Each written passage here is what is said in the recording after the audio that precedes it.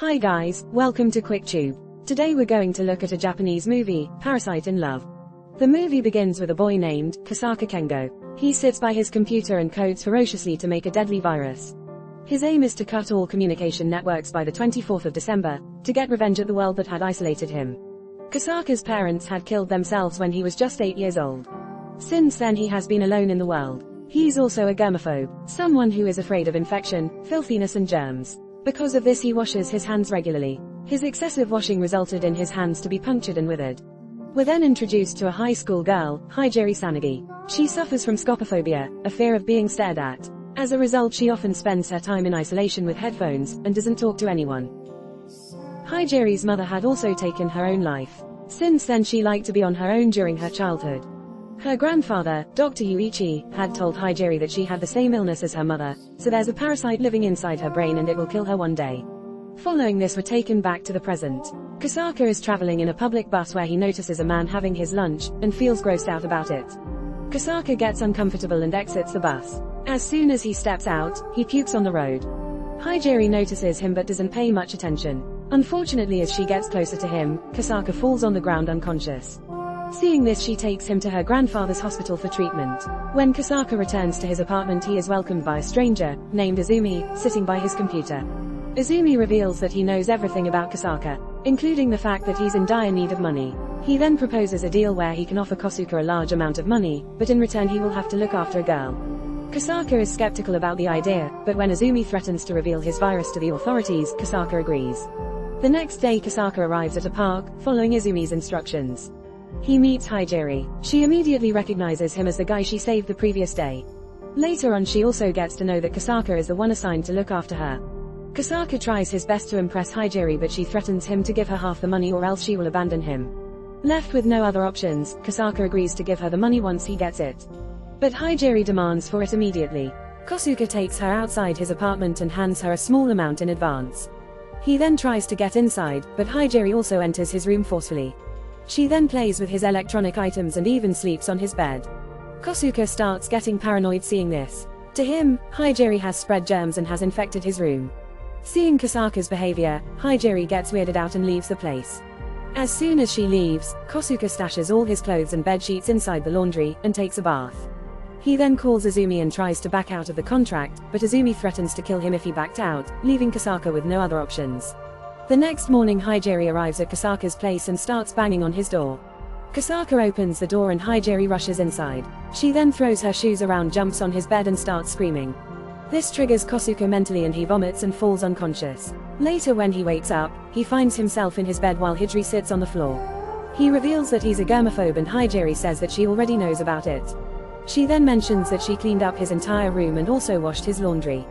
In the next scene the duo head to a cafe where they enjoy some drinks.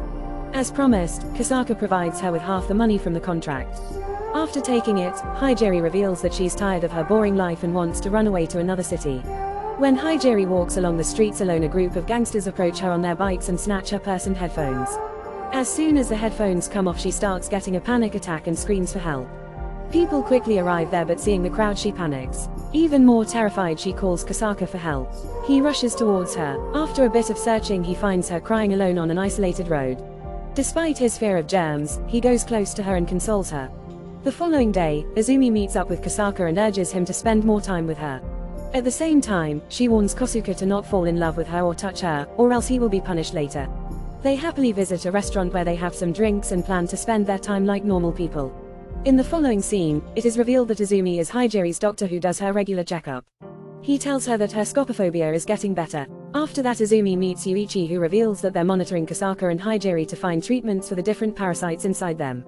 It's part of their medical research to bring Higeri and Kosuke closer.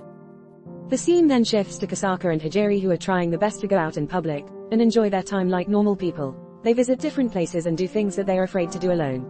During this time Kosaka tells Higeri about his development of a new virus which he is planning to release on December 24th at 7 p.m. Higeri is intrigued but she agrees to support him on that day, which also turns out to be Christmas Eve. In the meantime Izumi is listening to all their conversations with the help of a microphone that he had installed in Kosaka secretly. While returning home after spending the day together, Kosaka sadly tells Higeri that he cannot have a life like a regular guy. In fact he cannot even think of getting married and having children. Hearing this, Haijiri comes closer to him and kisses him on the mask. When Haijiri reaches home in the evening, Yuichi approaches her and informs her that the treatment for her virus is going to start soon. Hearing this, Haijiri asks Yuichi not to drag Kasaka into all of this, as she has feelings for him. To her dismay, Yuichi makes it clear that the parasite is taking control of her thought process and making her say all this. He also reminds her about her mother's condition after she rejected the treatment. Haijiri tries to make Yuichi understand that her feelings for Kasaka are real, but Yuichi dismays her sayings. Shortly after, Haijiri visits Kasaka's apartment and informs him that her treatment will start the following day, and she will no longer be able to meet him. Confused, Kasaka inquires Haijiri about her treatment, but she runs away without telling him anything. The next day, Kasaka meets Izumi and asks him about Haijiri. Izumi tells him that Haijiri has a parasite inside her head, and so does he. He also mentions that more than 70 people are considered unfit for socializing, because they suffer from these parasites. Izumi then reveals that the parasite controls the host's brain and makes them feel like they are attracted to the opposite sex. They do so to bring the two hosts closer so that they can get intimate and the parasites can increase in numbers. After that, Kasaka visits Haijiri and tells her that she should have the treatment and get the parasite out. Sadly, the problem with the procedure is that the person will lose all of the feelings they once had for the one they were attracted to. Late at night, Kasaka gets a call from Izumi informing him that Haijiri has run away from her treatment room. Afraid, Kasaka dresses up and rushes to meet Izumi. Izumi reveals that Haijiri's mother was the first person Yuichi had discovered with the parasite. He says, after Haijiri was born, he met her mother and fell in love. As the love between him and Haijiri's mother progressed, Haijiri's mother started feeling better and refused to have the treatment. She was afraid to lose the feelings she had for Izumi and decided to end her life instead. Izumi then shows Kasaka with a picture of Haijiri's mother. Kasaka goes out to search for Haijiri and finds her on a platform waiting for a train. In the next scene, Haijiri takes Kasaka to the same place where her mother took her own life. She then tells Kasaka that her entire life she has been alone and isolated, but now after she fell in love with him, she does not want that feeling to go away. She then runs towards the pond saying she will end herself rather than forgetting him.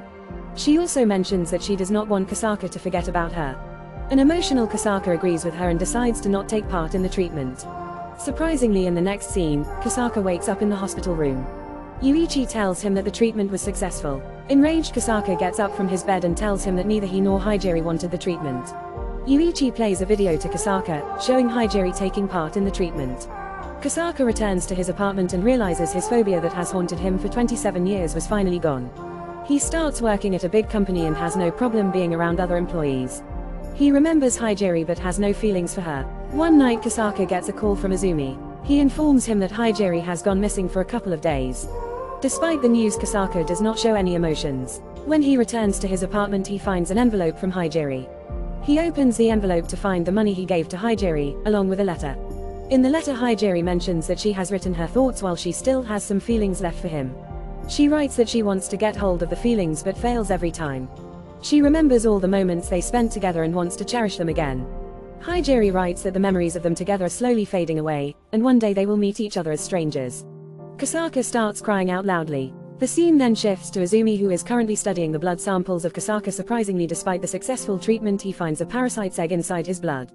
Alarmed, he immediately approaches Yuichi and informs him about the situation. He also believes an egg similar to Kasaka is inside Haijiri too.